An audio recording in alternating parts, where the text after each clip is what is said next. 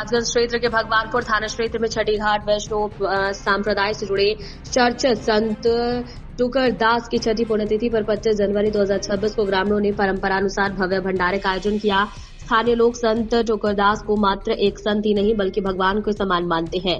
ग्रामीणों के अनुसार उनके पास अलौकिक शक्तियां थी। कोई भी व्यक्ति उनके हाथ से कुछ भी ग्रहण कर लेता था तो उसके दुख दर्द दूर हो जाते थे, कष्टों से मुक्ति मिल जाती थी। कहा जाता है कि संत टुकरदास के पास एक दिव्य शीश नागमणि है और उसे वो अपनी शक्ति का प्रतीक मानते थे। उनकी अंतिम इच्छा के अनुसार उन्होंने ग्रामीणों से कहा था कि जब उनका समय आएगा तो वो दूध लाकर उनसे मिले और एक दिन दूध लेकर पहुंचे। ग्रामीणों से उन्होंने कहा, अब दूध का क्या होगा, हम जा रहे हैं, हमारी जल समाधि सही ढंग से कर दीजिएगा। इसके बाद उन्होंने नागमणि को संभालते हुए निर्देश दिया कि भगवानपुर सौंधानी पंचायत के छठी घाट पर हर साल भंडारा आयोजित किया जाए, जिसमें साधु संतों और गरीबों को प्रसाद बनवाकर खिलाया जाए, इससे लोगों का कल्याण हो।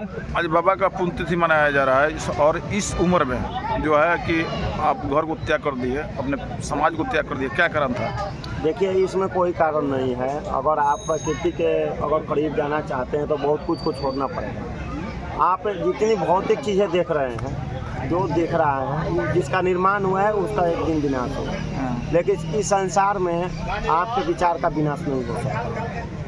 यदि आपका विचार प्रासंगिक है, यदि हम कबीर को आज जानते हैं, यदि हम रविदास को जानते हैं, अगर हम संत तुकाराम को जानते हैं, या बहुत सारे यहाँ भी महापुरुष जन्म लिए, जैसे आपको जगन्नाथ स्वामी, रौनक दास महाप्रभु, इनर दास महाप्रभु, तो इनके ये हमारे जैसे ही जन्म लिए थे। ऐसा नहीं है कि वो दूसरे, मतलब हम जैसे जन्म लिए वैसे वो लोग जन्म। बाबा में क्या खासियत था? हमारे गुरुजी में बाबा टुकरदास में क्या खासियत था? देखिए, उनकी खासियत की अगर बात की जाए तो वो अक्षर ज्ञान नहीं था उनको, लेकिन वो प्रकृति के करीब थे, बहुत करीब। और उनके यहाँ जो भी आया, मतलब वो खाली हाथ नहीं गया, वो कुछ लेकर ही गया।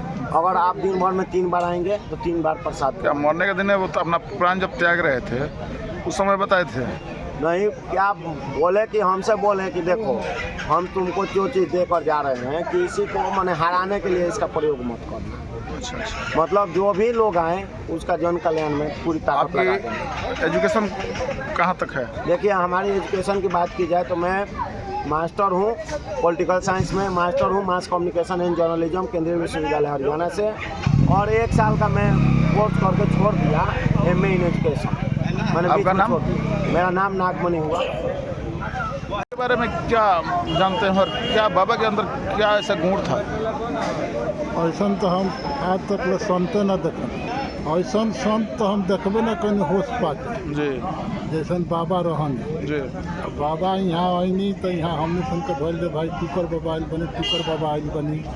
हमने सुन देखे खातिर टुकर बाबा के तो हाथना में जाता रहे एक पंजा में, ओकरा बाद खराब पर चली, वहाँ के संत लाइन के सुझाव दे के हमने सुन के भाई महान संत बनी। यहाँ रह लगल, रहते जब बाबा 2-3 बरस रहनी हमरा यहाँ पोखरा पर रहनी, तो हमरा बथान में जाके बैठी आई जाई, लोग आवे जाए संपर्क पोखर। बाबा का अंतिम समय आ गई। अंत समय में बाबा हम दूध लेके गए, दूध लेके रोज दूध हम ले जाते नहीं हैं वहाँ के सेवा में। यहाँ के लोग वहाँ के ना पहचान पाओ जे संत सही महापुरुष बनी, पहुँचल संत बनी कि ना। हम दूध लेके गनी तो वहाँ के मालूम भले दूध लेके आयल तो कहनी वहाँ के जब दूध काहे के लिए ला हो, अब हम यहाँ से जाता नहीं। हमने कहीं ना बाबा कहा ऐसे बात कहते नहीं। उतने देर में बाबा कह के ई रहलन, का नाम है उनका? नागमणि जी। नागमणि जी रहलन उनका चेला, वो रहलन आ हम रहनी। हम तो गृहस्थ हैं, हम संत थोड़े हैं, हम गृहस्थ हैं। हमने दोनों आदमी के सामने बाबा शरीर अपन त्याग और बाद में कहूँ वहाँ के हमारे समाधि जल समाधि करा दिए। तो बाबा के जाके जल समाधि भई, आ वही तिथि में बाबा का भंडारा वहाँ के आयोजन करावल जाला, चेला करावल। राव नाम चीज का अशोक सिंह।